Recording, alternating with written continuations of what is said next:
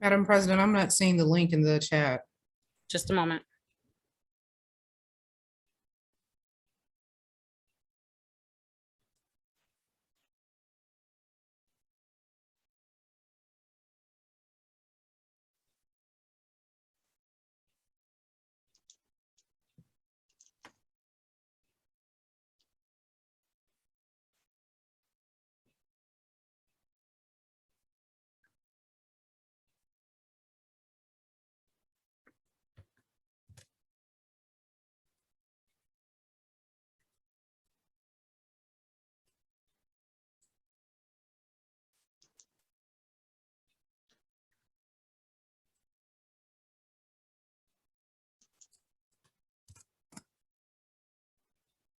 All right, here's that link. Folks, we please ask you to share that link for us.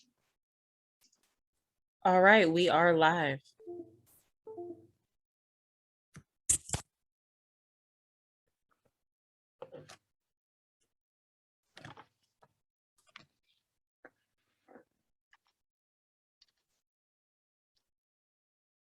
Good evening, everyone. My name is Victoria Henderson-Weber, and I am the president of the Des Moines branch of the NAACP. We believe that to thrive in the Des Moines Metro, each citizen must enjoy a quality of life that includes access to a just public safety system, affordable housing, comprehensive healthcare, and robust transportation, employment that provides a living wage and equitable advancement, culturally inclusive and globally competent, competitive education, and the full right to vote for representatives that advance these causes. One of the ways to ensure that that happens is to have conversation with and question our city council candidates. Tonight's candidate forum will be led by past Des Moines branch president and current vice president, Kameron Middlebrooks. Cam, the floor is yours. Thank you, Madam President, and welcome to everybody joining us this evening. And a special thank you for all of the candidates for City Council this year for joining us this evening. I do believe this is the first time that we've gotten all 8 at one place together, so it's an exciting time for us. We're going to get right into tonight's action, but I did want to let everyone know how the course of the evening would go. We're going to allow each candidate 90 seconds for an opening statement. We will then have about 6 preset questions that we will ask each candidate, who they will have 60 seconds per question to answer, followed by 90 seconds worth of a closing statement. At the end of tonight's forum, we will actually allow the candidates to go to their separate breakout rooms so you as participants can ask questions directly to the candidates of your choice as well. And as we end the night, we'll give you instructions on how to do that. But let's get right back into this. So the first candidate that we have up for this evening for opening statements, I'll introduce the incumbent from our at-large, Mrs. Connie Boesen. Thank you. I ran originally for the city council 4 years ago for many of the same reasons I'm running again. That was what I saw out in the neighborhoods and the reinvestment in neighborhoods. That's what I saw as for good public safety. And then also for the infrastructure to make sure that we covered all the needs for our citizens. I think that during these last 4 years, we've moved a great deal forward by the InvestDSM that we started. We can see turnaround in neighborhoods such as Highland Park, the Drake area, some of the investment going in there. We also reduced our property tax rate with the passage of the sales tax. We've also passed the ban on racial profiling. We've increased the council transparency with our conflict of interest policy. And we've also hit the energy issue with our clean energy policy. We've put recorded money into infrastructure repairs, and I think that's seen throughout all of the city. So again, there's still more to do, and that's why I'm running again, because I care about this community, and I believe that we can do a lot more going forward. And in the public safety realm too, we've been able to divert funds to go towards our mental health crisis team. I've been an advocate for that, looking at doing a sobering center, tying with Broadlawns and Polk County so that we take care of people that are having issues, not incarcerating them. And I will continue to work on those items. Thank you, Connie.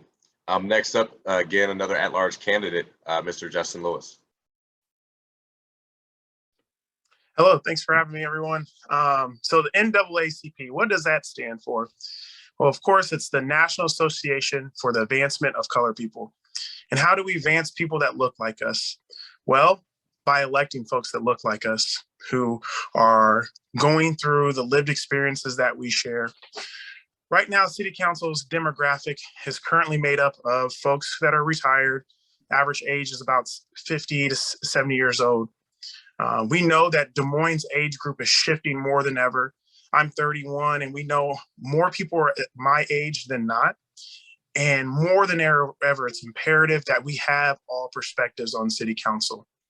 In this workforce right now, we have 5 generations, and we only have 3 on City Council. And it's important that we are aware of our own blind spots so that we're representing everyone holistically and what they're going through in life right now. That's why I announced my candidacy, because I saw the blind spots, I saw the need, and I was ready to lead.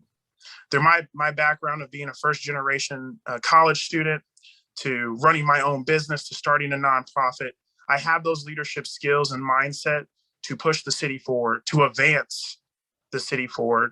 And I'm excited that I'm here in this moment to share a little bit about myself and throw my hat in the ring.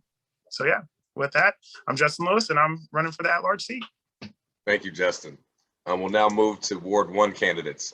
First up, Marcus Coenen. Thanks, Cameron.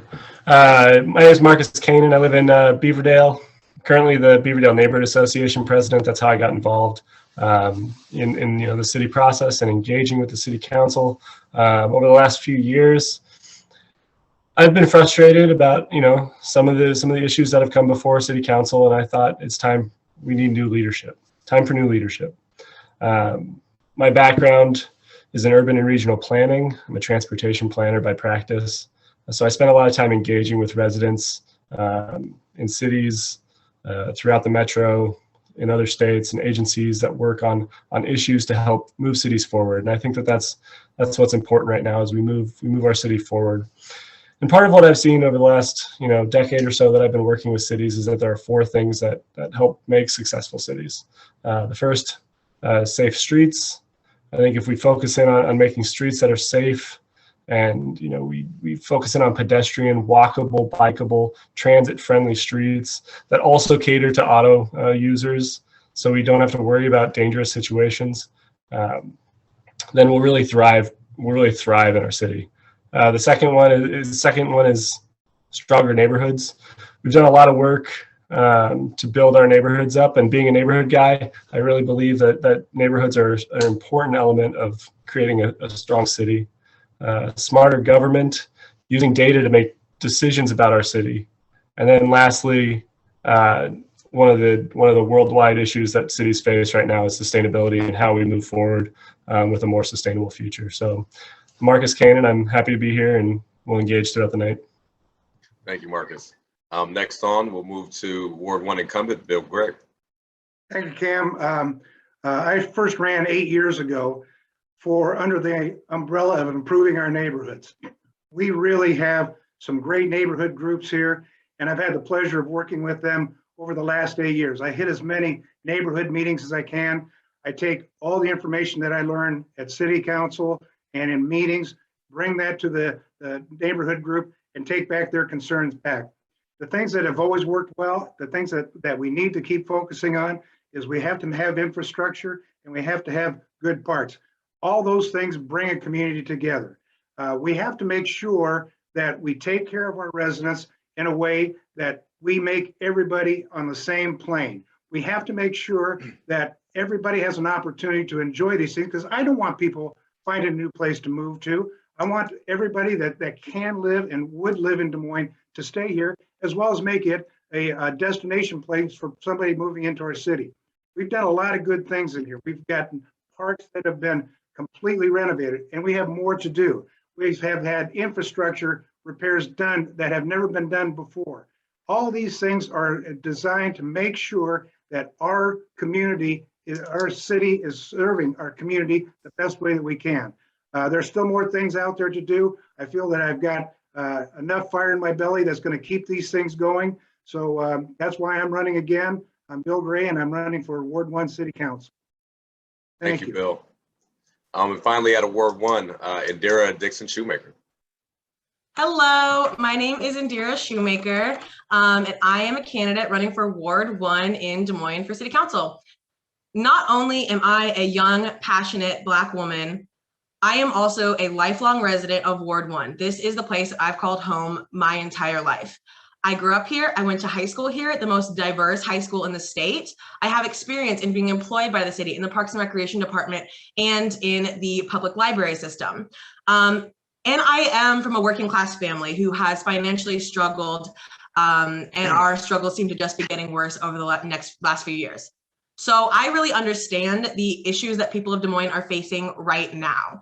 And because of that, I got involved in the protests of 2020 and was turned toward city council meetings, partially by Middlebrooks, who was at those protests telling us to get involved. So I did. And I realized that our city council isn't set up to listen to the people. And so I decided to run on making strong communities that can make police obsolete so that we can defund the police and reinvest in community-based public safety systems and investing in people's needs. I decided to run on bringing housing and neighborhoods from surviving to thriving, to improve and expand our public transportation and municipalize our utilities to make them cheaper for our people, and to build a people's government against corporate greed through the creation of a Ward 1 People's Council. I'm so excited to talk about all these things tonight, and thank you very much for having me. Thank you, Indira. Now moving on to Ward 3, we'll start with Cory McAnnelly. Hey, thank you, Cam. I appreciate it. It's hard to follow up Indira's enthusiasm. I love it. But I am Cory McAnnelly. I'm running for Des Moines City Council in Ward 3. I live with my wife here in the Drake neighborhood and our 2 dogs. Thank you for having us this evening. You know, I'm running because I think that, you know, the world's changing, right? And we have to change with it. And we have to make sure that as we change with it, not only do we build Des Moines up for the future, but we have to hear the voices in Des Moines that have been saying the business as usual hasn't been good enough for them in the home that they call, in Des Moines where they call it home too, which means we've got to do the work that it takes. We can't just talk about it anymore. We can't just settle for a city council who says that we acknowledge the fact that there are inequities across our community. We have to do the hard work to get into those communities, to hear the voices and to take action on those things, which is why I'm running. I came from a childhood where my parents were 17 when they had me. We struggled with financial issues, food issues, major medical bill issues with my sister. And I know I still come to the table with a lot of privilege and got a lot of privilege throughout my life, whether people were giving me hands up or hands out or giving me opportunities along the way to be who I am today. But after I got out of law school and I had that $120,000 in debt and I got that first request from them to give them another $1,000 to the endowment fund, and I thought, you know, I don't have that. I realized that it wasn't money that people gave me in my life that got me to where I am today. It was opportunity. It was people doing the work, getting in and doing the work on my life. And that is the type of enthusiasm that I want to bring to city council. It's going to take getting in and doing the work, not just for any one of our communities, but for all of our communities. And until everybody who calls Des Moines home feels like Des Moines is working for them, our work isn't done. And that's the work I want to do on city council. Thank you, Cory. We'll now move to Ward 3 incumbent, Josh Mandelbaum. Thanks, Cam, and thanks to the Des Moines branch of the NAACP for hosting this forum tonight. I'm Josh Mandelbaum, the current Ward 3 City Council member. And for those of you who don't know me, I grew up in this community. I'm a Roosevelt High School grad. I used to work for Governor Vilsack and Lieutenant Governor Peterson on their policy staff. And I currently work as an environmental attorney at a nonprofit doing clean water, clean energy, and climate work. So that's the background that I bring to the council. But part of why I'm doing this I think can be illustrated by an experience I had on the doors a few weeks back. So I was knocking doors in the Drake neighborhood, and I was on 21st Street, and it's a street that dead ends in the interstate now. And I got to the last house on the block, and I knocked that door. The man came to the door, and he said, "Oh, Josh Mandelbaum, I got a question for you. I've been meaning to reach out." And when you get that on the door, it can be a whole variety of things, could go in any direction. But this particular question sort of floored me. He asked, "Are you related to the person who built this house?" And it turned out that my great-great-grandfather built that house in 1906. And that that illustrates what a great city can do. See, my great-great-grandfather came here as a German Jewish immigrant at a time when German Jewish immigrants didn't necessarily have opportunity everywhere. But in Des Moines, he did. He started a business, grew that business, and built a better life for himself and generations of his family. And that's what a great city can do. And that's what I want to do for each and every person in our community. And that's what we'll talk about more tonight, how we accomplish that for everyone who wants to be a part of our community. Thank you, Josh. And we'll finish out opening statements with Brandi Weber. Hello, thank you for having me. I'm going to get right into it. My name is Brandi Weber. I'm running for Ward 3, and the one thing I want for my city is strong city council ethics and procedure reform, because our current council is inaccessible and they're abusing their power. So in my vision for Des Moines, our council members will be accessible to the public. And we can do that by having mandatory office hours, bi-monthly town halls, and monthly roundtables with neighborhood associations. Our city council meetings will be accessible to the public. We can do this by simply allowing Zoom access to those who can't participate in person. We need to be protecting the rights of our community members to speak out at council meetings.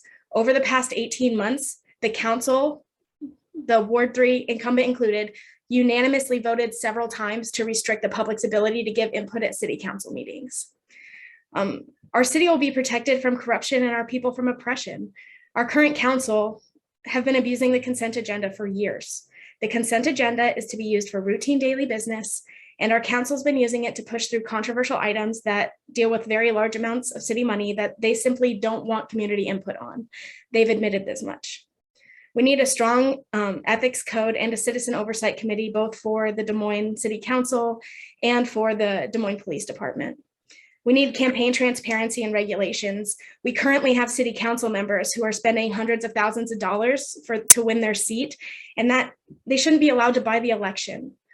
This discriminates against less privileged candidates, and it opens the door for corruption.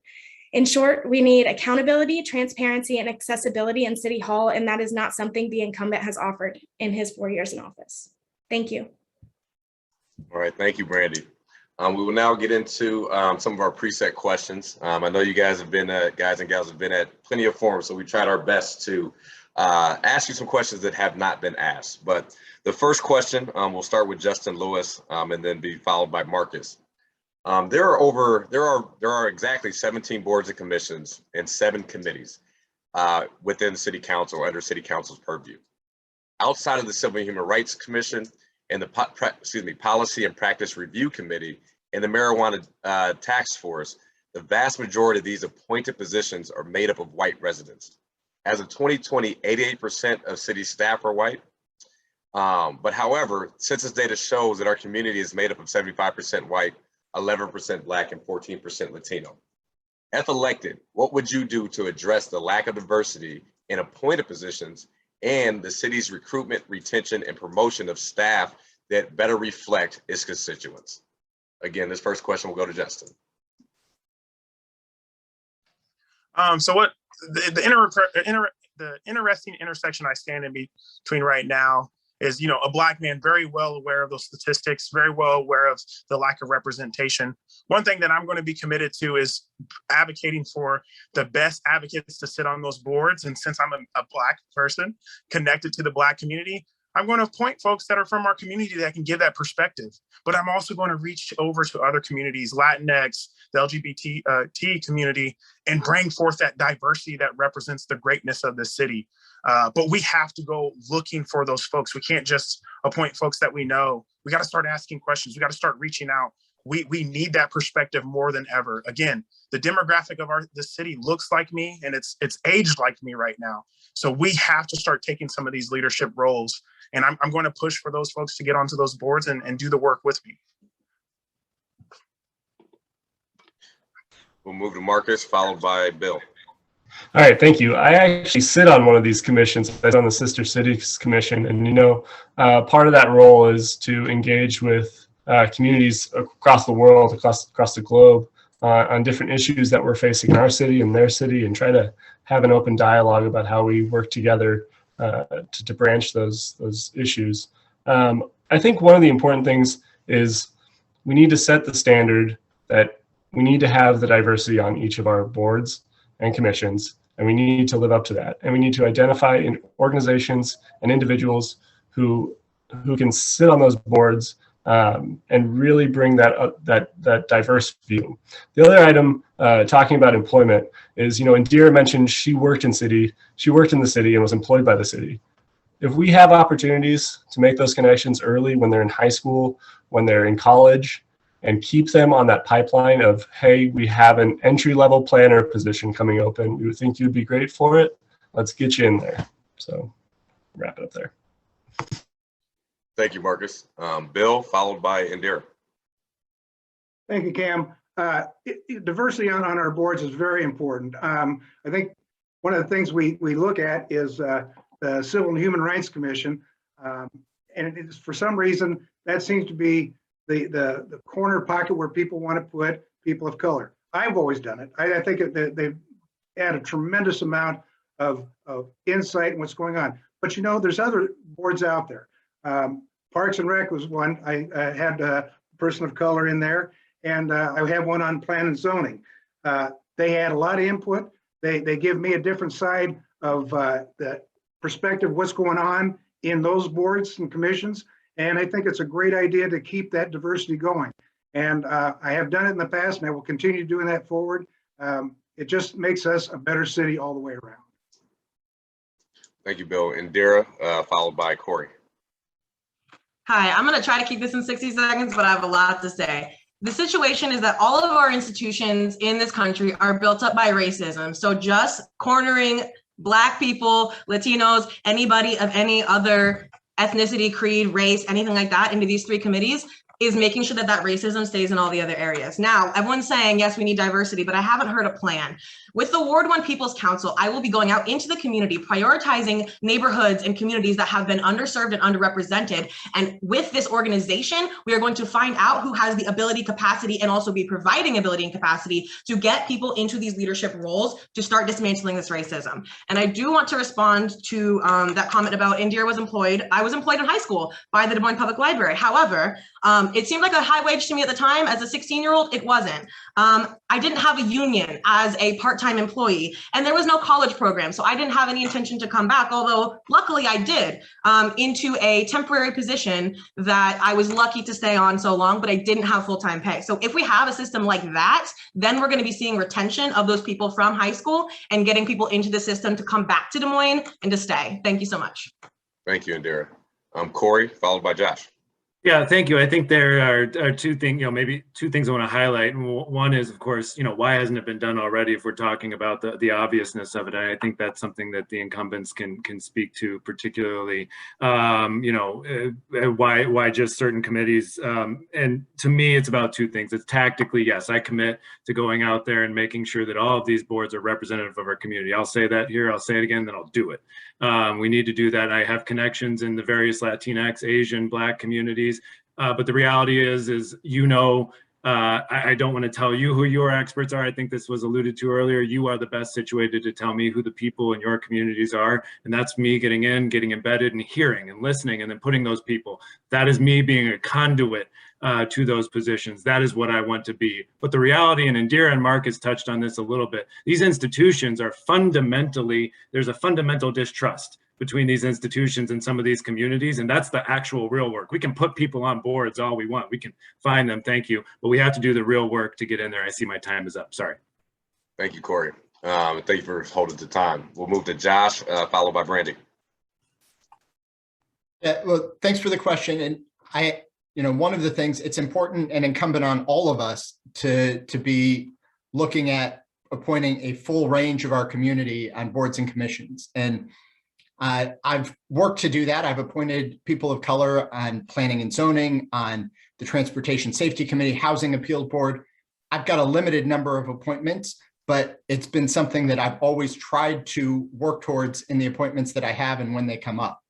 One of, I think, the fundamental problems that we have is we rely very heavily on our neighborhood associations for recruiting for positions in city boards and commissions. And one of the problems that sometimes happens in our neighborhood associations, I go to a lot of these meetings, our neighborhood associations right now are not representative of the full neighborhoods as they exist. And the over-reliance on that, I think, has created some other problems, one of which is the one that you described with appointments. And so I'll work beyond just the neighborhood associations when I make these appointments too. Thank you, Josh. We'll move to Brandi, followed by Connie. Yeah, so obviously it goes beyond appointing diverse candidates. As Josh mentioned, you only get 2 appointees, and you can't make systemic change with just 2 appointees. However, you can go into these communities, and it's interesting to me to hear that Josh is so active with the neighborhood associations, because I know at least the smaller ones haven't seen him since 2017. So I'm wondering if that in itself is a problem. Are you only going to the neighborhood associations that are predominantly white? And therein lies a deeper issue with our current city council. Now, as far as retaining goes, pay them. Our Des Moines Civil and Human Rights Commission is like 1% of the city budget, whereas our policing is 39%. We need to be prioritizing our city budget to support these commissions. That's all. Thank you, Brandi. Connie? Connie, you're on mute.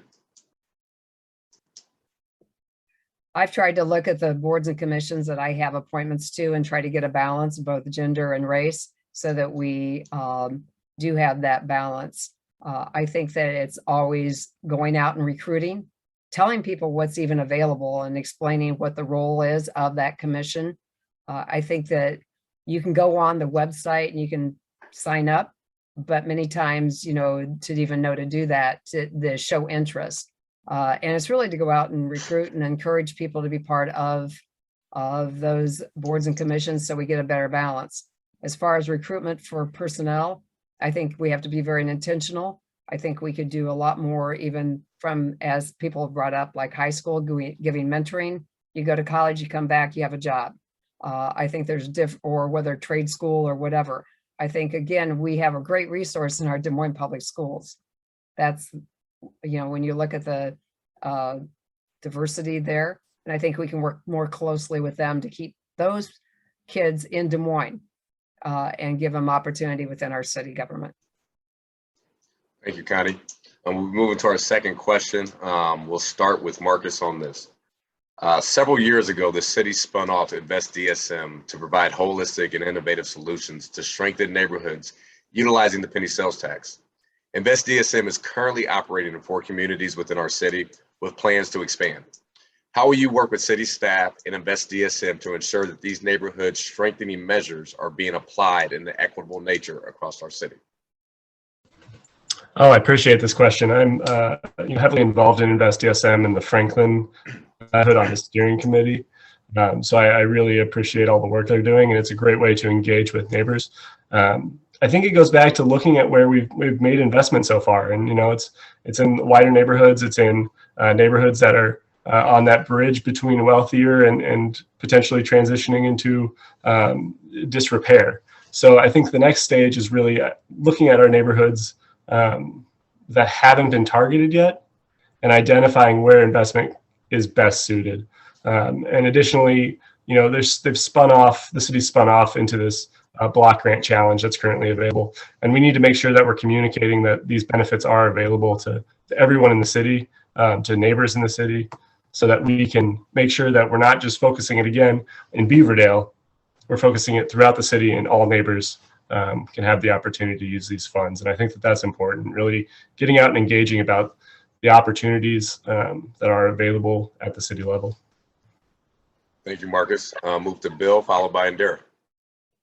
Thank you. I was on that original committee clear back. I think we started this in 2016 for the InvestDSM. Of course, it was called something else back then. But the neighborhoods we chose kept shifting. We had Union Park in one, we had River Bend in one. You just kind of try to find out where the best fit is to get this thing started. We had to get this thing off the ground. We had to get some things going. And I love the idea that the block grant challenge is citywide now. We have to make sure that we can put investment back into our community. in areas that need it the most so that we get the full benefit from community-wide status. We can do more. I can see things that InvestDSM can do with for people that are having trouble making down payments and things, putting some of the money in there, helping them out with their down payment, helping with their payments. We can do better. I want to see that happen while I'm still in here. Thank you, Bill. Indira, followed by Cory. Okay, so I'm really excited we could talk about InvestDSM because I haven't really had a chance yet. I've been pretty disappointed in the program. I think that on paper it has some potential, but as we've seen, it's been put in primarily white neighborhoods and in the middle or upper middle class sort of financial zone.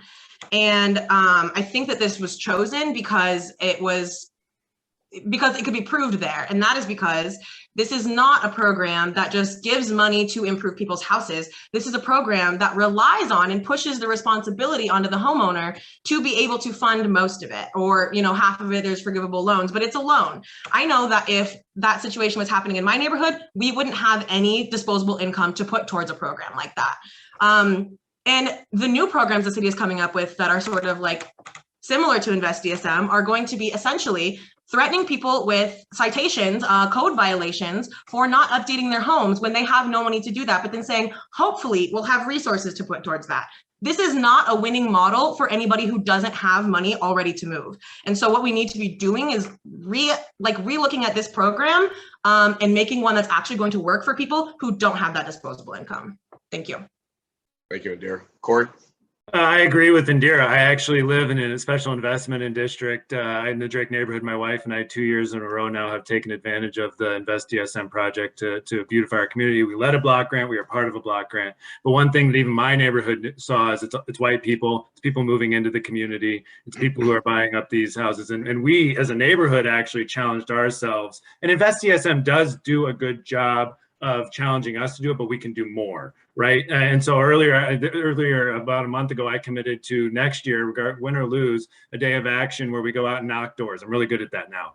Knocking doors and going out to the people and sponsoring some of these, because to Indira's point, you still have to have some disposable income for the match in some of these things. If you don't have that disposable income, why would you take the time to fill out paperwork to engage in one of these, especially if you're looking at the people around you who are engaging in this and they don't look like you. These are people who have historically, used to filling out paperwork. So I'm also going to bring lawyers and attorneys and people in my orbit in to help with the paperwork. But the biggest work that we can do is get out, door knock, engage communities, and then help sponsor even smaller grants that are going to help beautify individual homes to help people start getting engaged and get rolling in this, and that's going to make meaningful change. Thank you, Cory. Josh, followed by Brandi. Yeah, so I think we've got work to do to make InvestDSM and the programs that come after it more equitable, but we have to think about how we do that and come up with specific approaches. So the block grant challenge, I think, presents a really good opportunity there. We know we don't have enough dollars to go everywhere for the block grant challenge. One of the things that we should do is make sure that there is a portion of that is reserved exclusively for previously redline neighborhoods or specifically low and moderate income neighborhoods, or I'd say low income neighborhoods. Two, we have to look at how we reduce barriers. So one of the things that we do, for example, we've got SMID districts where business owners agree to a self-assessment or tax. One of the things that can be a way to come up effectively with a zero interest loan is if people, instead of having to come up with the dollars up front all at once, we can work with them and they can pay that in installments, $500 at a time, for example, or in 6 months installments on their tax assessment, so that they can finance it that way, and you take away that barrier of having that upfront disposable income to participate. And then the other thing is we need to go out and recruit and make sure folks participate from parts of our community that we're not reaching today. Thank you, Josh. Brandi, followed by Connie. I think this is a really interesting question. Honestly, if we want improved housing, we should change our zoning laws. So to make these updates more affordable, the thing is one, InvestDSM has been pointed out, a little inherently racist, right? It prioritizes communities of privilege. But our zoning laws are extremely arbitrary and end up fining people for wanting to make updates on their house. So while door knocking one day, I met one of the neighborhood association leaders for Good Park, and he said he wanted to add an awning to his house, but first he had to pay for an entire deck because they were afraid because of a zoning law that said it would affect the sidewalk. Well, his house was so far back from the sidewalk, it didn't apply to him, but city code doesn't allow for those sort of measures or those sort of acceptances or exceptions. So I think before we go and start programs like InvestDSM, we need to completely redo our zoning law and see how we can help our community that way. Thank you, Brandi. Connie? I think the purpose of InvestDSM was to help bring up property values, which would then be able to give us more dollars to reinvest in other things. We chose Columbus Park, Highland Park, yes, the Drake neighborhood, and Woodland. So there's 4 different types of neighborhoods. If you want to look at, I bring up Highland Park, the business area, $1.5 million put in between NDC, InvestDSM, and other grants have brought in $8 million in private funding to come in by renovating buildings, putting more affordable housing in, more apartments are going in, and also securing businesses that were on the verge of possibly not existing. So I look at it, this is a catalyst. It's a strategy to learn what we could take and then roll out for the rest of the city. The Block Challenge grant was one of that portion. And I believe that we can add a lot more money and be more intentional where that would go. But that was a success story. It wasn't just about fixing your house. It was about neighbors working together to be neighbors and getting to know all their neighbors around them. And so from that standpoint, I think InvestDSM has accomplished what we set out to do. And I think it's going to give us the strategies to go in and renovate even more neighborhoods at all levels. Thank you, Connie. Justyn, we'll have you finish up on this question. Absolutely, thank you. This is a good question. So when I'm thinking about equitable, when I'm thinking about equity, and when I'm thinking about equality, they're very distinctly different when we're looking at equity to equality. Equality is everyone's being treated fairly. And that's what this premise is right now. Everyone's getting an opportunity to share into this block grant program. But what we really need to start talking about is equity and how are we making sure that the folks that need it the most are getting some of those resources. So one thing that I, as a contractor, the city knows how to leverage and put the correct incentives for folks to do things. Specifically, when we're talking about water quality, they incentivize by increasing what they will share. So a 75% cost share, 100% cost share. Those are the things that I would like to see, is that be leveraged for folks based off of their income. What do they have for expendable income? If they don't, let's start pushing some of those dollars toward those areas that need it and not expect them to pay into it. I think that's one thing that I would like to see expand on InvestDSM, because there's plenty of communities that could utilize those dollars, utilize that investment, and need that upkeep. So equity versus equality. Some folks are going to need more resources than others. Thank you. My time's up. Thank you, Justyn. We'll move to the next question. We'll start with Bill Gray. The rule of thumb is more than 30% of your income should go towards housing. According to the Polk County Housing Trust Fund, for households making under $50,000 a year in Des Moines, more than 50% of those households are paying more than 30% of their household income for housing. What is the city council's role in keeping housing costs down so residents can afford to remain living in the neighborhoods they call home? Great question. We want to make sure that we treat everybody in an equitable manner. And I think that one of the things I mentioned earlier was we've got to provide incentives for, because we got this local option sales tax. We can invest better into our communities by helping with down payments, helping with some of the interest rates, get the interest rates down. 30% is a lot of money to have to take out. And I think we can come in with plans like this can come from the Neighborhood Finance Corporation. It could be probably something along the lines of anything that we provide as a local option sales tax can get to provide for us.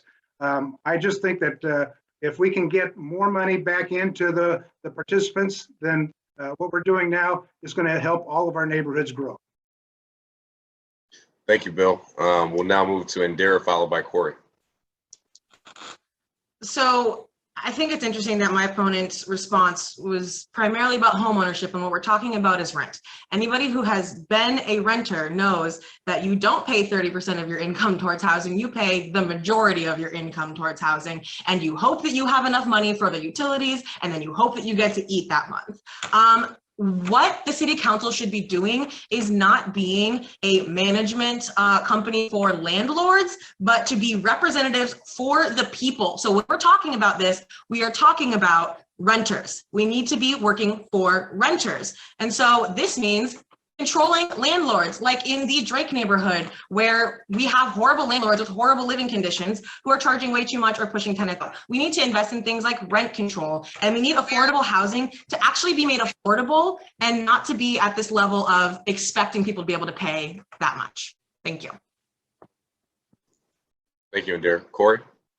Yeah, I think, it is incumbent on city council to make sure that each neighborhood has affordable, housing for all areas, whether it's rent or home ownership, first-time home ownership, or as you scale. And I think it's incumbent upon us to look within those neighborhoods and see what we're doing. And I think this kind of goes back to the last question too, on InvestDSM. We have to think about the law of unintended consequences too, right? Because as we're going into neighborhoods and increasing property values, which is good generally, I think the point was made about taxes, but you're also increasing property values and taxes for people who might not necessarily be able to keep up with that, who already, where those neighborhoods are right now today, cannot afford or are struggling to afford to keep that roof over their head. And we're going into these neighborhoods and improving them, and where do they go?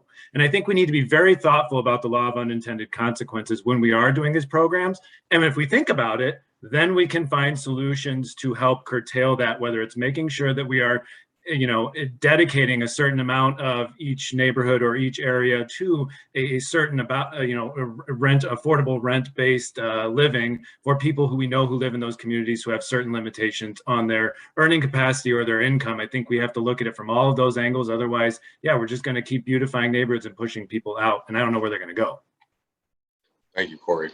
Josh, followed by Brandi. So one of the fundamentals of this, just in housing in general, and it's not just unique to Des Moines, but it's a challenge we have all over this country. We need to build more housing because housing scarcity puts upward pressure on housing prices across the board. And that's one of the things that we see with the housing and the fact that we're not keeping up from an affordability perspective in our community. We're not building enough housing. But then you have to look at policies within that, right? So anytime that we're building multifamily housing, there should be an affordability requirement. When there's city incentives, we should be pushing to have 10, 20% of all units in any multifamily project at an affordability level. We've been doing pieces of that. We've gotten some of that so far when there are city incentives involved. And we need to push further on that front. We need to build density on our corridors. That's one of the places where we can provide more affordability. And then we need to look at solutions like accessory dwelling units that provide for housing all throughout our community. So there's a range of things that we can look at, and we need to do more of all of it. Thank you, Josh. Brandi. Yeah, so we need to build more housing. I disagree. We need to make sure the housing we're building is affordable. It's not currently, and it needs to be. I am excited to hear that Josh agrees with my previous statements about making sure certain percentages of all the housing units in Des Moines are affordable at the poverty line. I've said that many times, and I'm very adamant that we also need to make sure that a percentage are affordable below the poverty line. We also need to be making sure that we're having transitional housing available for our houseless individuals. This is something that our current city council has often passed the buck on, and it's definitely something we need to fix. It's fixable. We can do it. The priorities have just not been there for our city council. Thank you. Thank you, Brandi. Moving to Connie, followed by Justyn. I think this is an ongoing. I know when I served on the United Way board, it was always an issue. I think we need to, as Josh has alluded to on our we've made a intentional effort that if you're going to get money from the city for apartment complexes or whatever's been bought, that you have to have a certain percentage of affordability. And I think that we have had some instances where it's even greater than we normally have. And we just need to keep pushing for that. I think that we also, when you look at homes that, that have been blighted and empty for 5-10 years, we've opened up lots that a lot of those have been taken by Habitat or Home Inc., who all do affordable housing, and trying to add more of that. And then going back into adding more along the corridors, adding more housing, because the cost of housing is not going down. If anything, it's only going up if you build new. So how do we fill that gap? And that's where I think the city will have to do more, because the cost of building. I think the other thing we need to make sure too is that we're having good inspection of what we do have, that we make sure we have safe, quality, affordable housing. And but it takes all fronts to understand the cost and and the other thing would be our Section 8 vouchers. How do we get more money of that? There's 4,000 people on a waiting list, and how do we get more funds to cover some of that? So I think there's things that we can advocate for, like legal source of income got beat down in the legislature. Those are kind of the things that we need to keep going forward with and advocating for, to get more money coming into the community to help people in need. Thank you, Connie. Justyn, you're up, followed by Marcus. Another good question. So how do we address this? Well, we as the government must utilize governmental incentives to strictly address the lack of affordable housing. And how we can do that is put strict guidelines on TIF and make sure that TIF is only being utilized, and TIF is tax incremental financing, only be utilized to address affordable housing. Right now, Des Moines is prime real estate. Anywhere in Des Moines, you're going to find high prices for land or for a building. And we just know that we don't need to incentivize folks to build apartments that are luxury. We need to incentivize folks that build apartments that are $600 and $800 a month, where people are staying in Des Moines. What a lot of folks don't know, folks are leaving Des Moines. Why? Because they can find those properties in Waukee and West Des Moines and Clyde, because those cities have room to expand and those cities have room to build those apartments. Des Moines has to make affordable housing a priority one. And also we need to look at other cities and what they're doing, like New Jersey, so we're not pricing out our retired population with their New Jersey property tax freeze. So those are some ways to make sure that housing can maintain affordable here in Des Moines. Thank you, Justyn. Marcus, have you finished out on this question? Thank you. Affordable housing is a major issue, and obviously because everyone on this call has different ideas about how we need to move this forward. You can't just take one approach. It does have to be a multifaceted approach. Yes, we need more units. Yes, we need more units that are accessible at incomes, and those need to be incentivized, and stipulations need to be put on those by the city.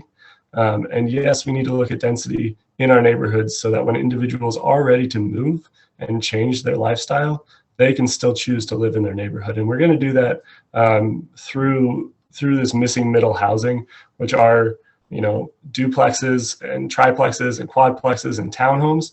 Adding that neighborhood scale density really helps add that access in neighborhoods. The last thing that I just have to mention, and I can't believe that my opponents allowed me to touch on this, is we need to look at transportation. We need to identify how do we reduce transportation costs for individuals living in neighborhoods so that they can commute to their work in a cost-effective manner, and that means better transit. Thank you, Marcus. Next, we'll start this question with Indira. So Indira, some feel the Des Moines city government is hard to navigate, and city leaders don't want to engage with the community. If elected, what steps would you take to remedy the stigma and ensure you engage in a meaningful dialogue and address the needs of your constituents? My first response to that is I don't want to remedy the stigma because that sounds like a Band-Aid. I want to fix the problem. And my second response is, you're telling me? Like, yeah, I've been navigating city council since June of 2020, and it's a nightmare. I had to spend hours unpaid digging through agendas to inform my community about the issues that were going on. And so my remedy to that was to come up with, how do we actually make a structure so that people can have their voices heard in government, so that they can be the decision makers in their life, not 7 people representing 200,000. And so that's where I came up with the Ward 1 People's Council, that is bringing neighbors together to discuss the issues that are going on in their community, come up with answers, and then have a direct representative on the city council who's going to vote as they say. But not only that, we need to improve our communication drastically. We need to make everything more accessible. There's just so much work that needs to be done. I can't get into it in this short amount of time, but I am absolutely equipped to do it because I have been on the other side. I know exactly where all the cracks are. So I'm ready to take care of that. Thank you, Indira. Next, Cory, followed by Josh.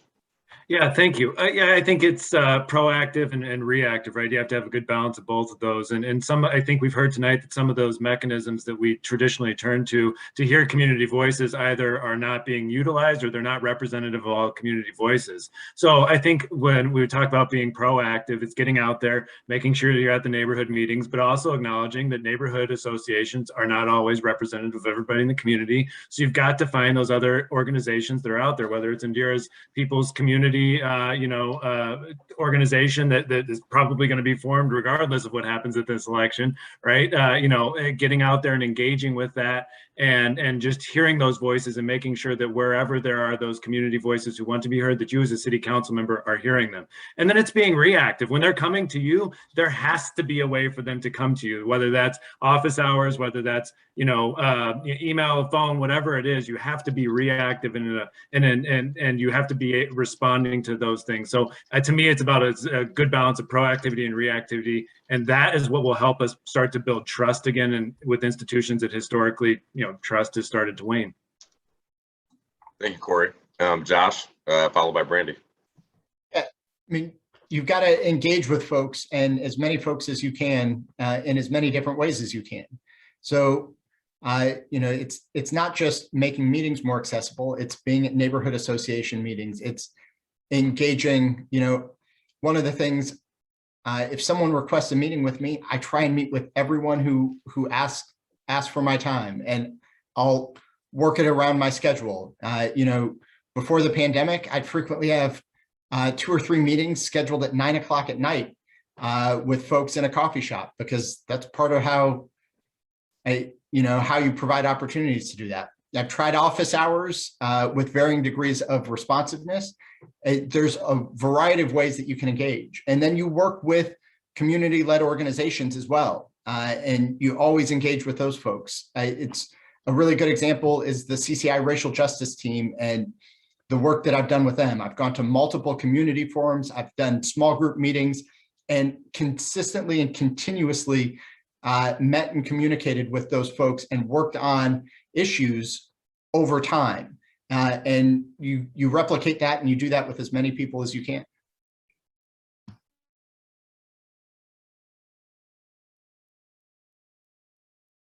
Sorry, Brandi, you're up next, followed by Connie.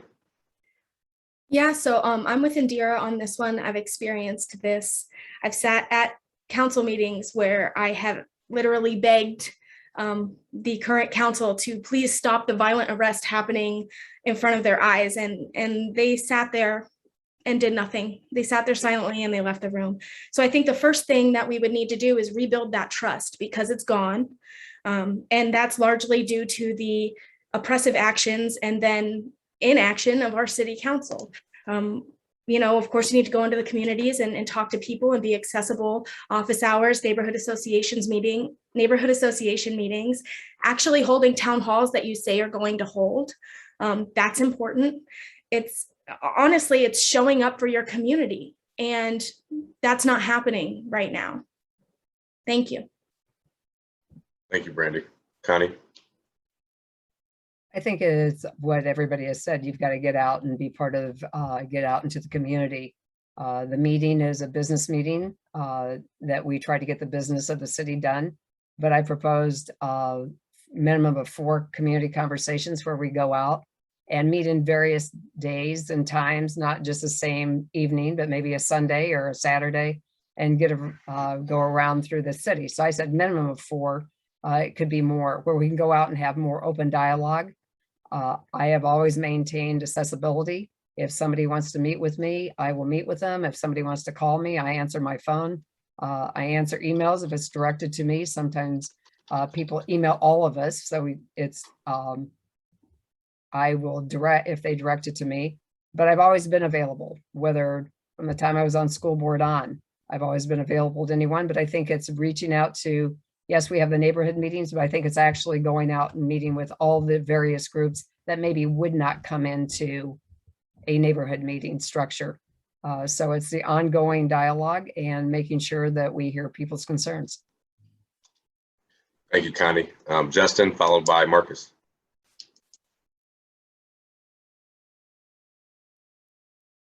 I'm sorry, I'm struggling to get the mute button off. Yeah, so this is a great question, very, very different than what we have all faced in forums. But yeah, how do we engage residents? Well, it's simple as what I've been doing in my campaign. It's meeting with every organization, every neighborhood association as many times as possible in that calendar year. We should be, as elected leaders, seeking out that data and leading and governing solely with that, not with our own opinions, not with our perspective, but with what people are going through. Next, some quick fixes on what we should do is allow people to speak at city council. Even if it's harsh, even if we're getting cussed out, we put ourselves in this position and to be susceptible to that stuff. And we got to listen. There's some real hurt and some pain and frustration when someone's yelling at us, but we got to listen. And we got to unpack and weaver throughout the swear words and weaver through the frustration and get to the answer and resolve it. And then last but not least, we need to push the start time back. We are a city of working families, and we know our babies aren't going to bed until like 6:30, 7:30. We need to have that start time pushed back a little bit later. We make sure it stays on virtual and make sure we continue to give people access to it. So those are some quick fixes to allow our residents to be engaged, and that's my time. Sorry. Thank you, Justyn. Marcus, then finish up with Bill. Thank you. Yeah, as an urban planner, I'm the first one to say that I have set meetings that are inaccessible and don't get good engagement. So I understand how that process goes about. I would also like to say that, city council meetings are important meetings, and the business of that meeting is to hear the public. Because there are times where public hearings are set on certain items, and this is the last or the only time that the public is going to be able to speak on that item. So that being said, how do we engage? Well, we engage by being out in the community and not asking anyone to come to a meeting, but taking that to everyone. There are farmers markets we can go sit at and just have conversations. There are grocery stores throughout the city that we can just set up a table in front of and say, hey, there's an important issue coming up. Tell me about this. I have a few more seconds, so I'll just reiterate what I said in another form. We need to shift away from this listening to respond mentality to a listening to understand mentality. And I think once we do that, we'll have better engagement and we'll see better action from the city. Thank you, Marcus. Bill, we'll finish this out. I can do that. My for the past 8 years has been neighborhood association oriented. I had as many as I possibly can. Like I said, I take information from the city to the neighborhood group, and I take information back that my colleagues can work on.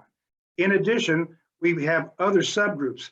Connie and I are on a Riverbend subgroup dealing with mental health issues, sobriety issues, drug dealing, and the prostitution in there.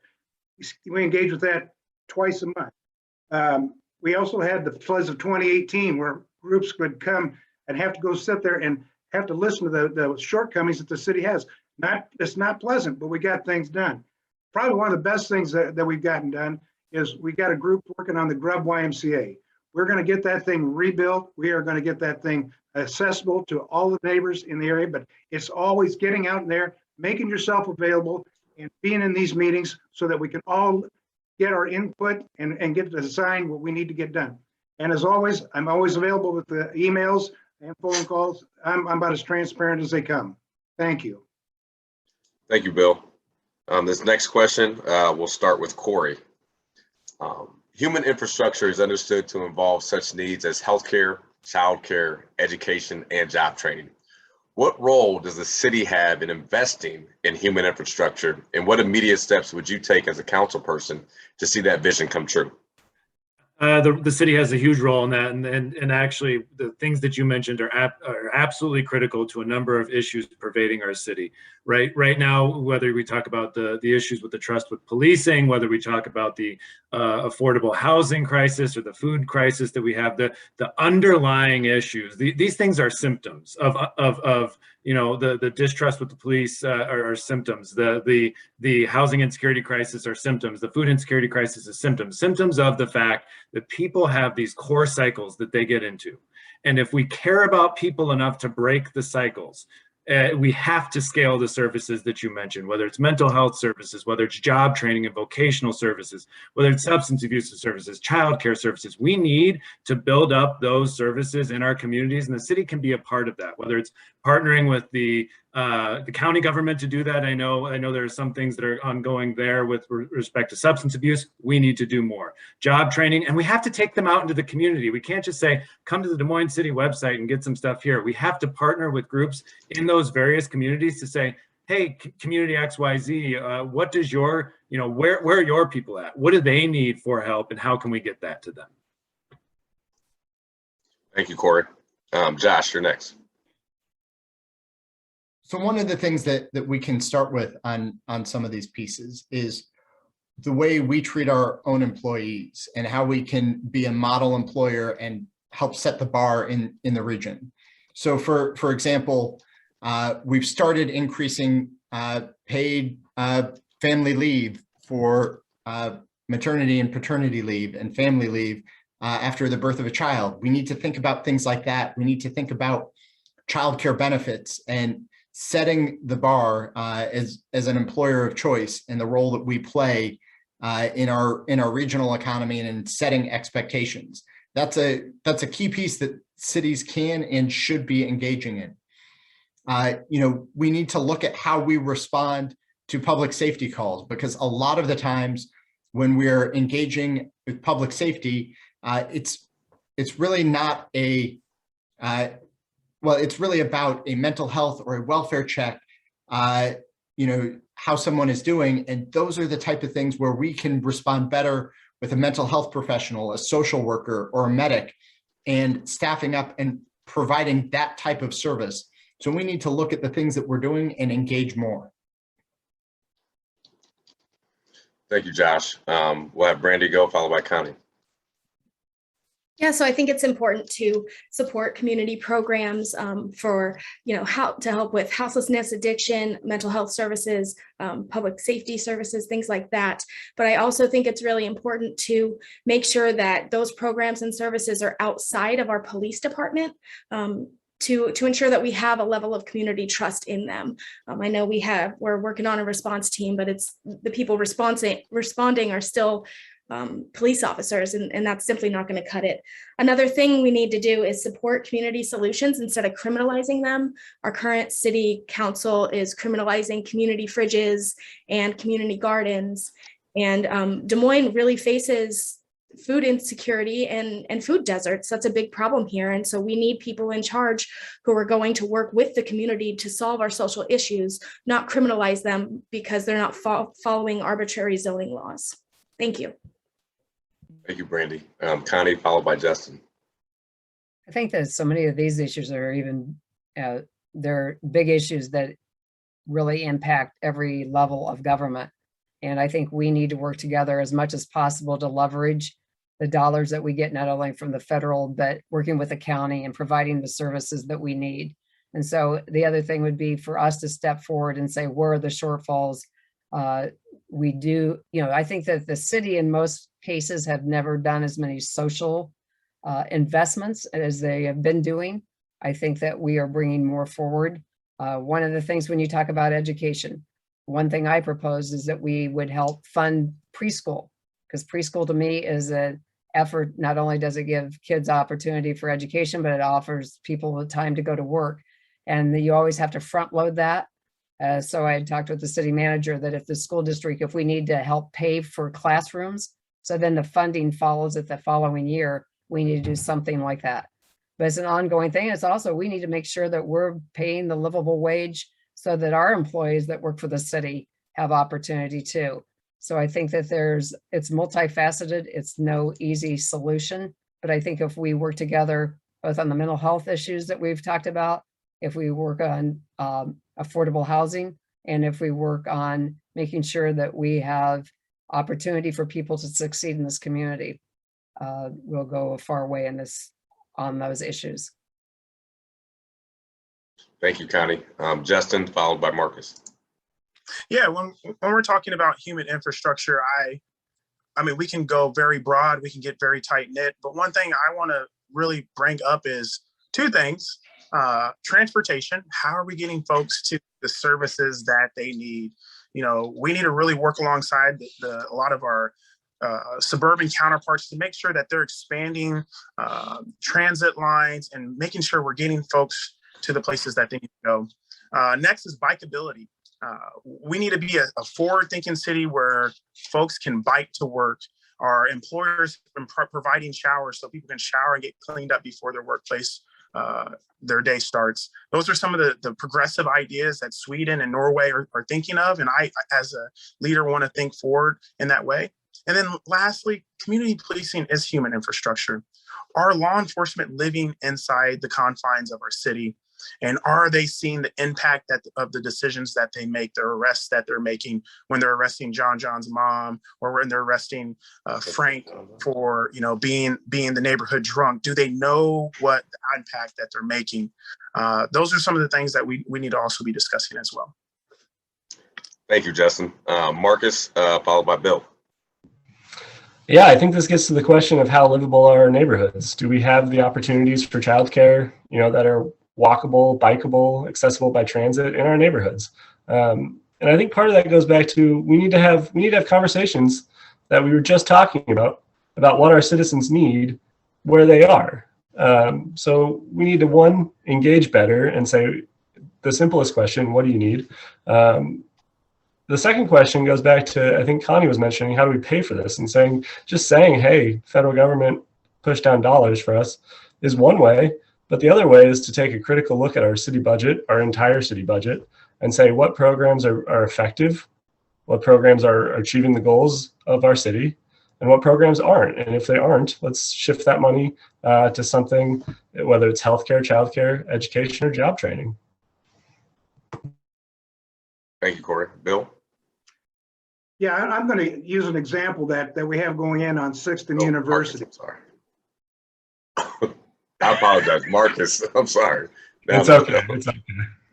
I'm going to use an example of what we got going on at 6th and University.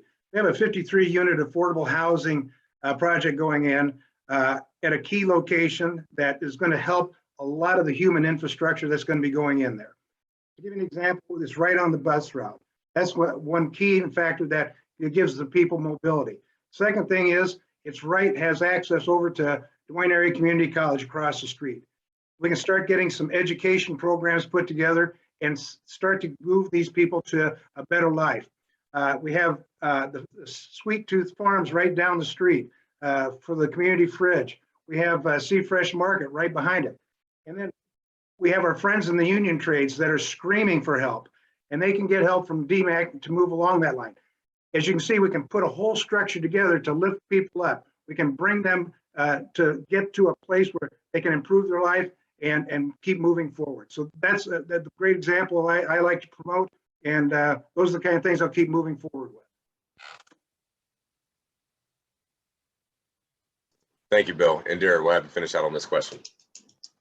Okay, so healthcare, childcare, education, and job training. These are what you defined as human infrastructure. So I think this comes down to a couple of things. First of all, what can we be doing to lessen the burden on our residents so that we aren't putting more stops to them accessing these things that are generally outside the governmental institution. And the other is who are we working with and who are we working against? Like the Sweet Tooth Community Farms, right? The city just forced them to move their fridge. And so that kind of is working against.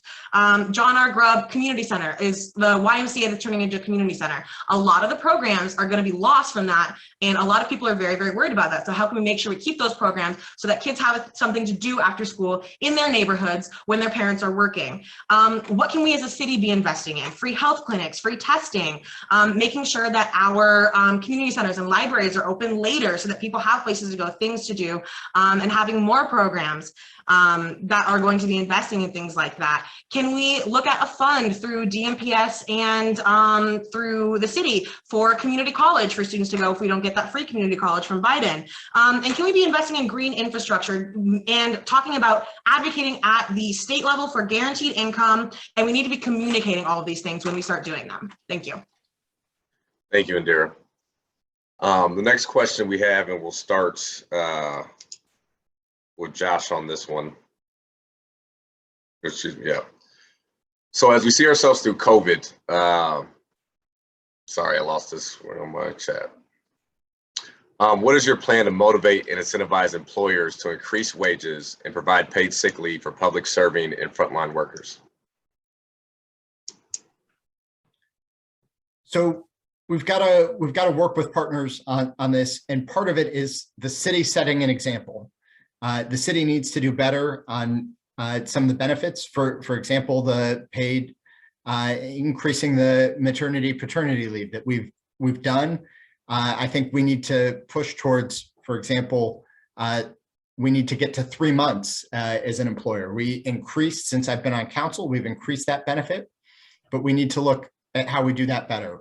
We need to increase our wages. You know, all city jobs should be at the $15 an hour, and we should push the private sector to join us. And then we need more flexibility. You know, one of the things is that the state preempted our ability as a council to set a minimum wage that works for our community. And we need that authority back, because if the state's not going to do it, we know it's not enough for the city of Des Moines, and we need to be able to act in that way for our community specifically. So we need to keep working on that, and we need to keep advocating for the legal changes to allow us to act in the best interest of our community. Thank you, Josh. Brandi, followed by Connie. This is a great question. I think we do need to set a good example as a city, and I think we need to look at our city budget and take a look at the higher ups in our city budget, because they're making almost double, sometimes triple the national average for what their position should be making. Meanwhile, our librarians and sewage workers are making considerably less than what they're supposed to be making. So I think if we fix that classist issue in our city budget, it will reflect our priorities as a city. And then we go and set standards for contracts that the city enters into with corporations and developers that say you have to be doing this and this and this for your employers. You have to be paying a prevailing wage. You have to be providing this much PTO. You have to be doing these things to ensure that the people we're doing business with prioritize their workers. Thank you. Thank you. Connie, followed by Justyn. I would say the same thing as far as we need to lead by example as a city. We need to be able to make sure that we're paying all of our workers a livable wage and offering the benefits that they can live a successful life, and then work with all of our businesses in our community. And that would be probably through the partnership, the Greater Des Moines Partnership, and talking to them about how they can help raise the level for their employees too, if needed.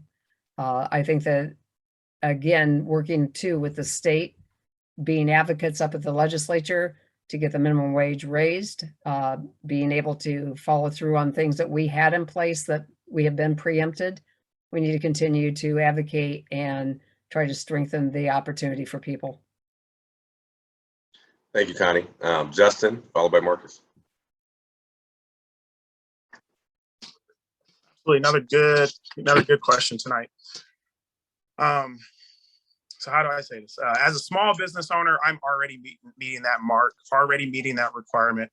I'm paying my folks $16 an hour, and some of our leaders are making $18 an hour. Employers just have to do it. We have a labor shortage, and what government can't do, the market will force them to do. So I'm interested to see this play out here soon.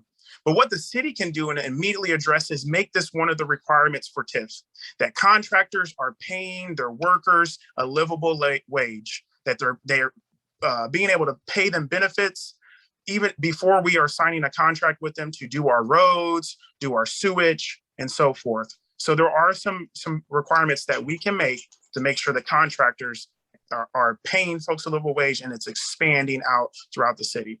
But we have to hold the line on that. We have to set a standard, and we have to have a policy that we abide by. Thank you, Justyn. Marcus, followed by Bill. Yeah, I tend to agree. We need to lead by example. That's the first thing. And if we can't do that, how can we expect employers who are in our city and are supposed to be living up to the values and the vision for our city to that same standard? So we absolutely have to be leading by example, and I think that was without question. But I agree, we need to incentivize. We need to incentivize small businesses who likely need additional funds to help make sure that they can provide that livable wage if it's contracted in. We need to make sure that when we put out large contracts, that we do have a livable wage in there. I think that's all reasonable. But we talked about COVID very briefly. We're feeling the effects of COVID and requirements from employers to have vaccines. And we need to still encourage people to get vaccinated and to make sure that, if there are opportunities to take the vaccine, you should do that. If talk to your doctor. I'll leave it there. Thanks, Marcus. Bill, followed by Indira. Seems to be the growing theme is lead by example, and I agree with that too. We have to make sure that the people that we pay are a livable wage. They can't be sitting there working for the city and barely scraping by. So that's the first and foremost thing to do. The second thing I want to make sure we do, and we've tried this in the past, the state's cut us off. We used to put in a taxpayer quality assurance sheet. We wanted to make sure that when you're wanting to do business with the city of Des Moines, you're going to abide by the rules that we have. We want to make sure that you're paying a wage. We want to see what you're doing. We want to see that you've got workforce credits. We want to make sure that you've got the capabilities of paying these workers, and you got training. All these things come together, and the state, of course, cut out from underneath us. So we're working to try and get that. We want to have, when people get a job from the city of Des Moines, I would like to see that job go to people who actually live here in the city of Des Moines, who will benefit from the payments that we're making with their tax dollars, put it back in their pocket, and make it a living wage that they can continue to do that. We're working with the Carpenters 106 doing that. I got nephews that are glaziers, and I got to go here now. But we got to make sure that we keep the business local. Thank you, Bill. Indira, followed by Cory. All right, everyone is saying leading by example, but what does leading by example actually do? In theory, it says that there's competition in the job market so that people have an option for a better job. They won't take a bad one, but that doesn't actually exist when workers don't have the choice to go to a better place, especially when the city offers limited jobs. They're hard to get. The part-time ones are very often seasonal. And again, there's no union for anyone part-time. So what we actually need to do, stop playing nice with corporations and with the state. I'm not going to sit here and say, oh, the state said I can't do it, so I'm giving up. The city cannot make deals unless employers meet our standards. And we need to look into what kind of consequences we can put into place if they don't. We need to be advocating to untie healthcare from employment. And the most important thing is to make sure that we have a strong social safety net that people can fall back on, because the only way that these things are going to change is with strong worker power. And right now, with the Great Resignation in America, workers have a lot of power and employers are feeling the stress. So we need to be making sure that if you are unemployed, you have a place to live, you have food, you have income, you have places that your kids can go. And we need to make sure that these things are communicated aggressively by the city when we have them in place. That's my time. Thank you, Indira. Cory, followed by Josh.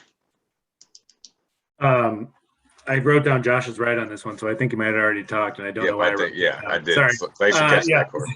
But Josh was right on this one. But the reality is we have to lead by example. And I think it's fascinating, and I don't mean to. It's not to disagree that we need to give people a livable wage, but think about the competitive market that we're in. If we're just trying, if our bar is a livable wage, we're already behind, right? People are choosing where they work based upon the quality of life and the culture in those places. So we need to make sure that we're raising the bar, the quality of life and the culture in the Des Moines services that we offer and all of the various jobs there at Des Moines that the Des Moines city has to offer. And I've read many of the feedback reports from city staff and how they feel about their city leadership and then the quality of the quality of their jobs, and it's not good. And so we can't. A livable wage is good, but we've got to do more when it comes to culture and quality of life for the city employees. Otherwise, we're not even going to compete against anybody when it comes to getting people to work there. 2, small businesses, absolutely on board. We've got to incentivize them to get. If we can't mandate it, we've got to incentivize it to get up to that livable wage. And then big businesses in Des Moines. Yes, I know. Corporate America, we employ big businesses in Des Moines, employ so many people, and we've got to work with them because they're feeling the strain too on this. And we have to build a wonderful city to help them to get people here. And that partnership will help incentivize a livable wage. Thank you, Cory. So we're now getting ready for our last question. And this question will start with Brandi. So Brandi, in the summer of 2020, the police department arrested nearly 100 people, including a known reporter. The vast majority of these cases were dropped or dismissed with virtually 0 convictions. Since the last election, we have spent hundreds of thousands of dollars in police department related settlements. We even recently heard of complaints of sexual harassment in the police department by a union president. Who is going to be held responsible for this behavior and taxpayer money wasted? And how do you plan on doing that if elected to the city council? I think everybody in the line of the chain of command here needs to be held accountable.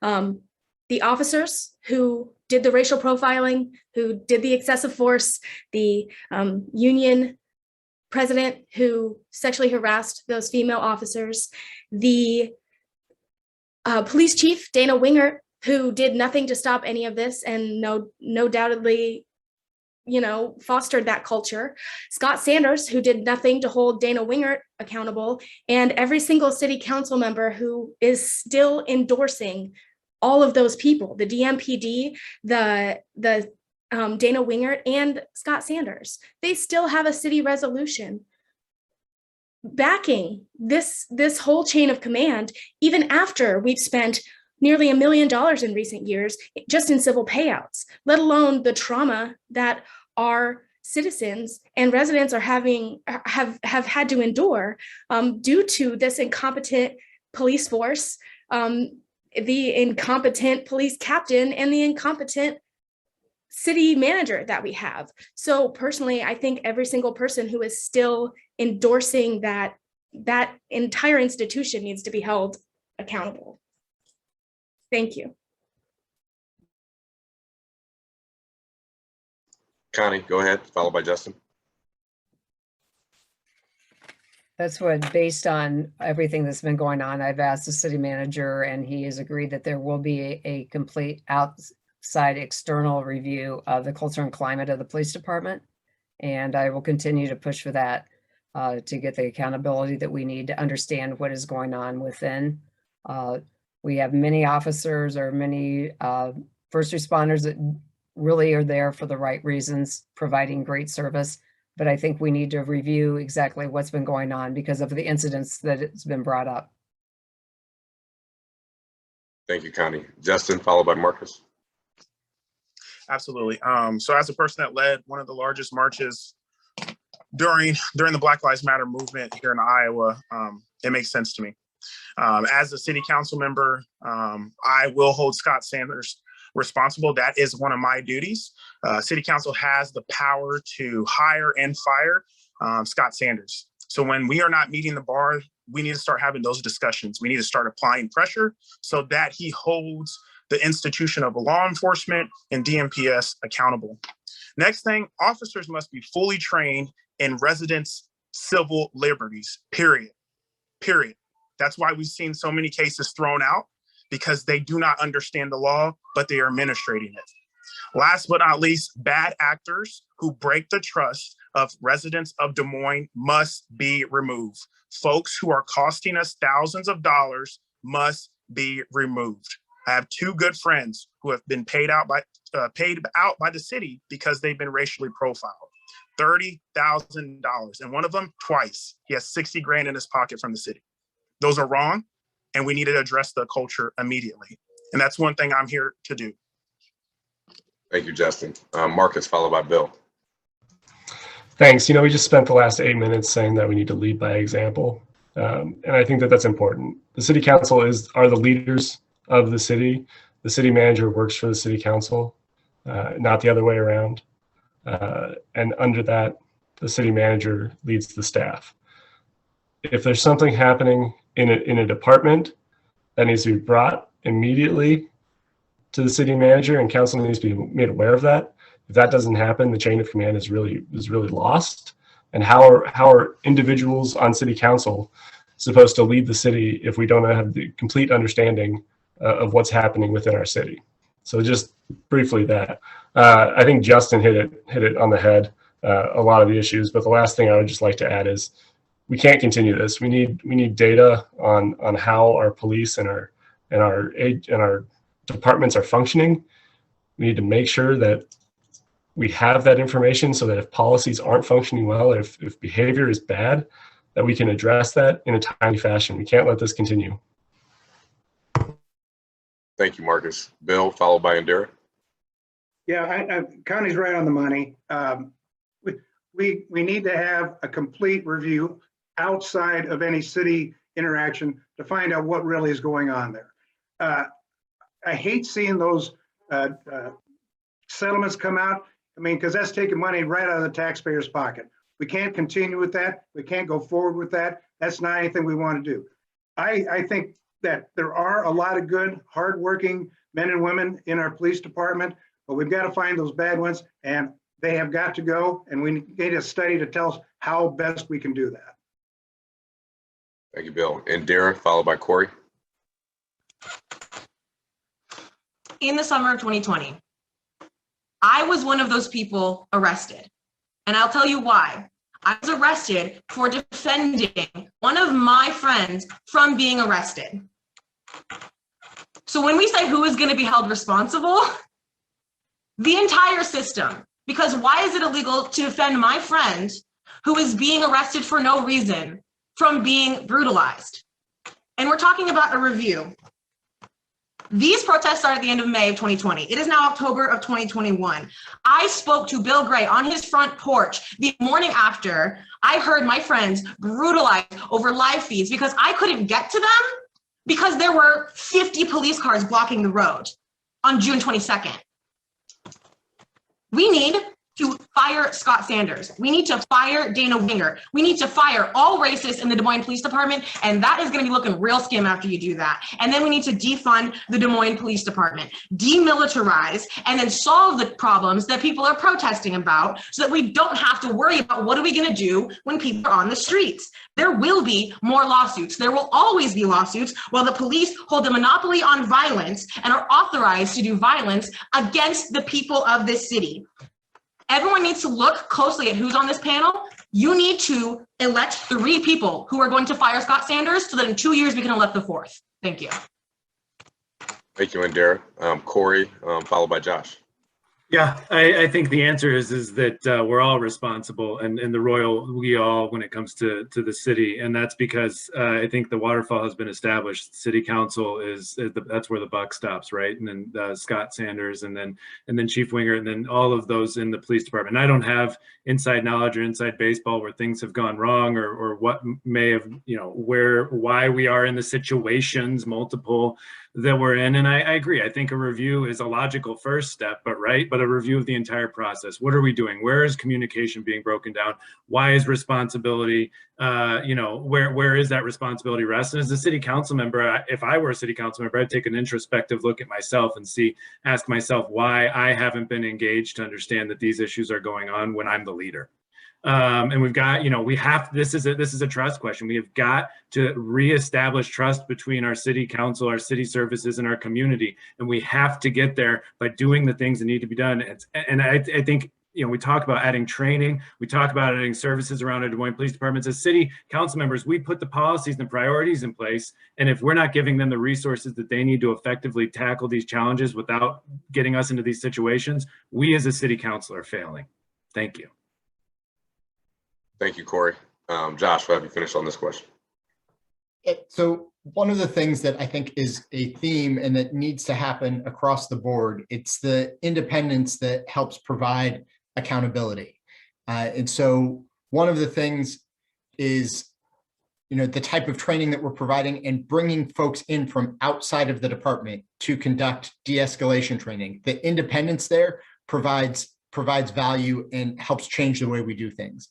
It's part of what we did by putting our policies and procedures online, the transparency there, but then the ability to see that our policies and procedures don't necessarily match up with national best practice, and having the policy and practice review committee in place to review that and provide recommendations for how we change, because everything that our police department does comes from those policies and procedures. We train to those policies and procedures. We discipline based on those policies and procedures. If those aren't right, you're going to have systemic problems throughout the department.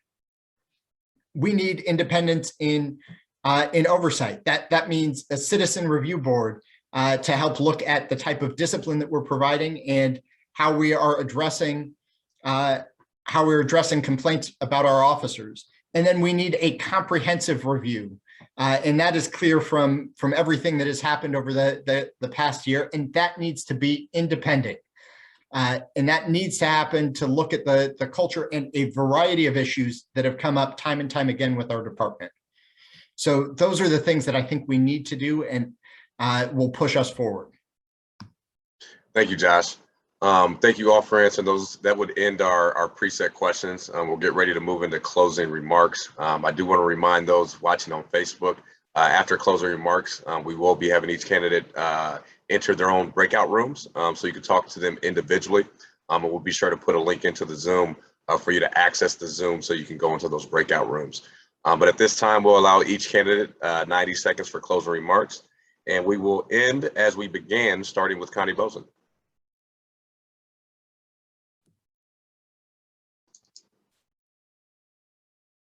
Sorry, I can't say what. Des Moines has a lot of positive things going on, and we have a lot of work still to do. So we've got both things going on. And over the last 18 years, whether I have done school board or now the last 4 years in city council, I've worked tirelessly to make sure this is a better community for all. And I will continue to do that. And with your support, I think we can accomplish a great deal. And I look forward to having another 4 years to accomplish what we set out and to follow through on many of the things that we have started. Thank you, Connie. We'll move to Justyn, followed by Marcus.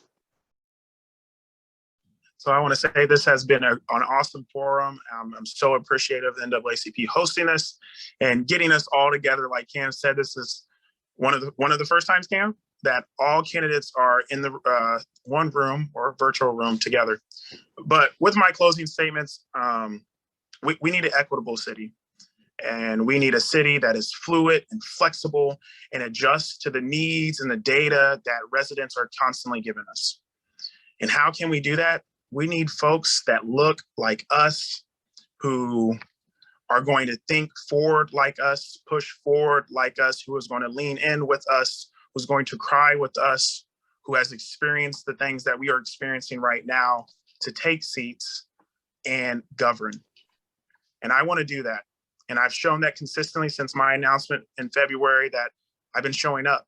I'm doing the work. And even if I lose this race, I'm going to continue and I'm going to come back and I will win a seat, because it's important that little Black boys and little Black girls see representation that looks like them. And I'm only here because of two hardworking parents paving the way for this very moment, this very opportunity that I have before me. is running for city council and blazing a trail so that I can hold the door open for others. So I hope I can earn your vote. I hope I can earn your trust. And I hope that I can earn your data so I can govern and lead and facilitate government for you, your communities, and your home. So with that, I'm Justyn, and I'm running for Des Moines City Council at large. And I hope you will vote for me November 2nd. Thank you, Justyn. We'll now move into our Ward 1 candidates, starting with Marcus. Thank you. I'm Marcus Coenen, running for Ward 1. Next week, one week from today, we have the opportunity to really decide who are going to lead our city for the next 4 years and potentially beyond. And the impact that they're going to make over the next 4 years can have a dramatic impact into the future. And as I stated in my opening, there are 4 things that I think make a successful city: safer streets, stronger neighborhoods, smarter government, and a more sustainable city. I really think that those 4 things are key to creating that city that we hope to live in. Again, I'll just reiterate, next week we have the opportunity to change our leadership and the direction of our city and really take the opportunity to move forward in the city of Des Moines. Marcus Coenen, I'll just end there. Appreciate it. Thank you, Marcus. Bill? Thank you. Yes, this last 8 years have been really blessed for me. I'm extremely proud of a lot of the things that we've had going on in here. We've rejuvenated 6th Avenue. We've rejuvenated Beaverdale. We're going to rejuvenate Douglas Avenue. In addition, the one thing that I'm really extremely proud of is the work that we're doing down at the Grub YMCA. That is a magnet for our community, for people to get the kind of services that they really need to move forward. When I went to school there, as soon as we closed the doors, it was the lights out in the neighborhood. This is going to be something that we can bring people in, give them opportunities, give them programs, even give them food when they need to. All these things are the kind of things that I think that I've got a good start on, and I want to make sure I see it through the end. I've pushed hard to get this done. It's a $12 million take on it. I just want to continue the good works that I've already started and make sure that everybody in Ward 1 gets to benefit from that. Thank you. Thank you, Bill. Indira, followed by Cory. When we are looking at this election and everything that it has come after, there are a lot of issues on the table, a lot of issues that are always going to be there for a city that we need to find a way to take care of. But really what this election is about is, what does justice look like in Des Moines? I am the only Black candidate in my race, but I don't think that you should vote for me because I'm Black. I think you should vote for me because I know what justice can look like in Des Moines. Justice looks like making sure that people have housing and aren't living on the streets, that their housing is sufficient, that they have food in their neighborhoods that they can walk to, that we have transportation that can get people around the city without charging them daily, multiple times, that we have people who are making the decisions about what happens in their government.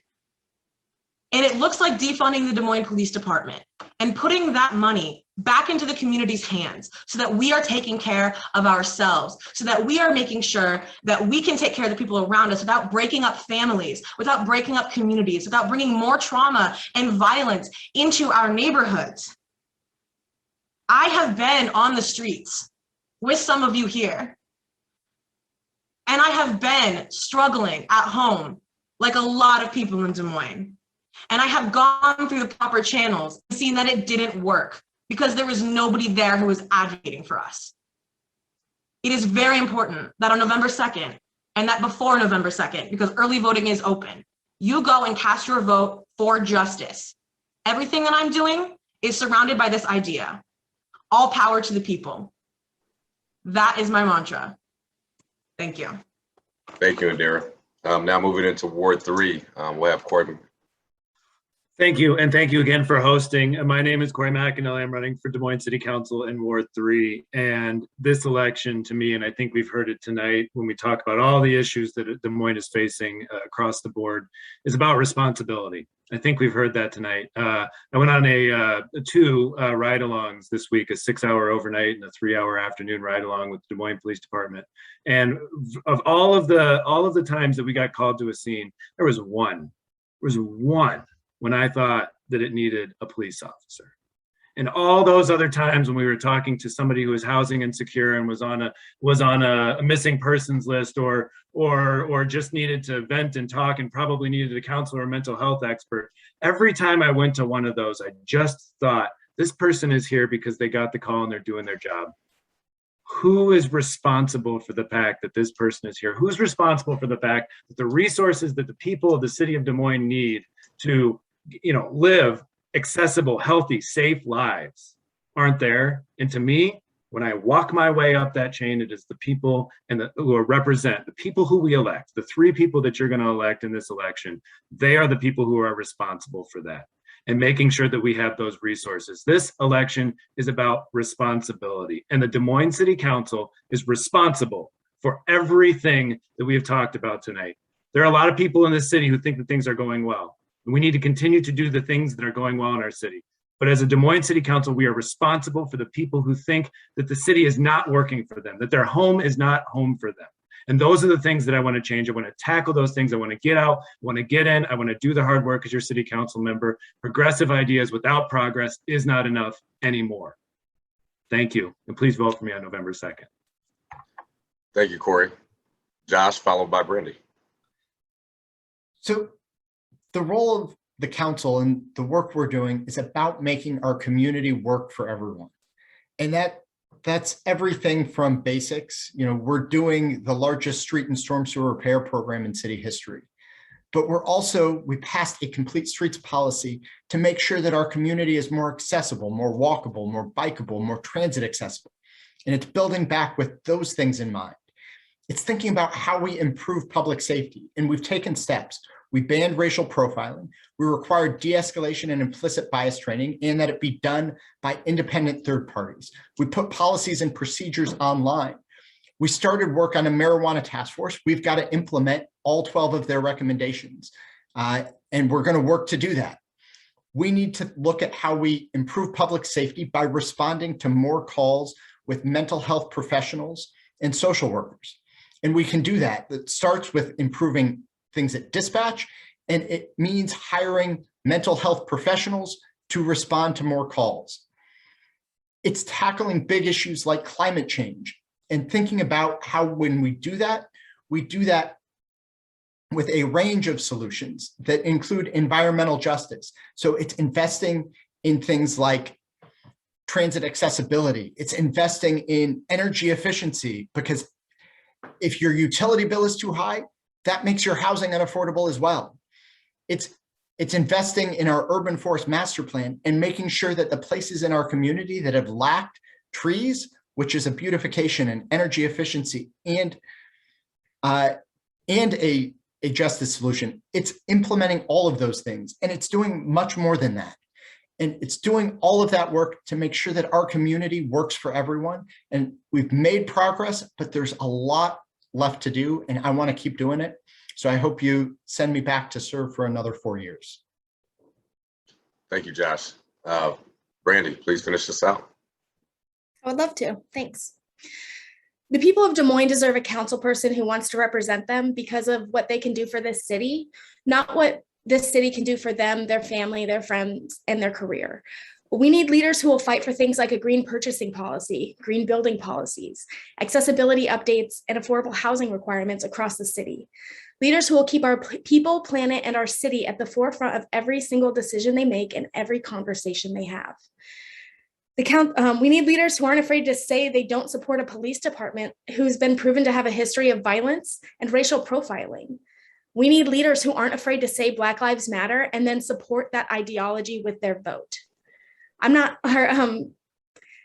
The council can say they've passed a no profiling ordinance, but they've also turned around and unanimously passed a resolution backing the very police department who has been proven to be targeting and brutalizing protesters and dissenting voices, most of whom belong to the BIPOC and LGBTQ+ communities. I'm not asking you to take my word for it. I'm asking you to look at the voting record of the current council and ask yourself if their vote represents your values and the values of our democracy. Look into whether or not the marginalized communities of Des Moines support those votes, those decisions, or the current council members. Better yet, go watch the Des Moines City Council meetings and see how they respond to dissenting voices. I can tell you from experience, it is with harsh speaking restrictions and police intimidation.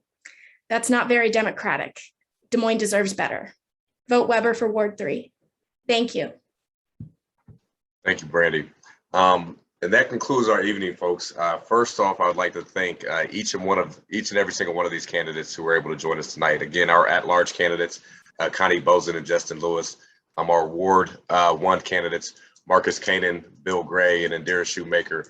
And our Ward 3 candidates, Cory McAnnelly, Josh Mandelbaum, and Brandi Weber. As I said on our school board meeting, there's a lot of opinions out in this community, and I think we've heard all of them in the past several years. But not everybody takes the opportunity or takes the leap of faith to stand up and run for elected office. So whoever win, lose, or draw, I thank each and every single one of you for voicing your opinions, getting out here, knocking on doors, talking to residents, talking to people in your neighborhood, moving across the aisles, and ensuring that however you vision Des Moines being, you got your vision out there. And a reminder to all of our participants, we are exactly 1 week away from Election Day. The time is now. NAACP, we truly understand voting rights is at the bedrock of everything that we do. And the most important thing you can vote for is local elections, especially school board and city council. So we encourage you not only to get out there and vote, but bring somebody to vote with you. Call your friends, call your families, make sure that they go as well. Again, it is so important, vitally important, that we get out the vote this year and continue that art and that practice of voting. But at this time, I got a couple more thank yous. I could be remiss if I didn't thank our president, Victoria Henderson-Weber, for the great work that she's done over the past year. Our branch secretary, which if anybody in the NAACP knows is the hardest working position in the branch, Miss Ebony Woods. Our political action chair, John Olson, who does tremendous work. And John, they all stayed on time tonight. So we really appreciate that as well. But then at the end of the day, we want to thank all of our elected officers, to our executive committee, and everybody that serves as the chair to one of our standing committees. And especially to each and every single one of you that have joined us this evening and taken 2 hours out of your evening to hear this very important discussion.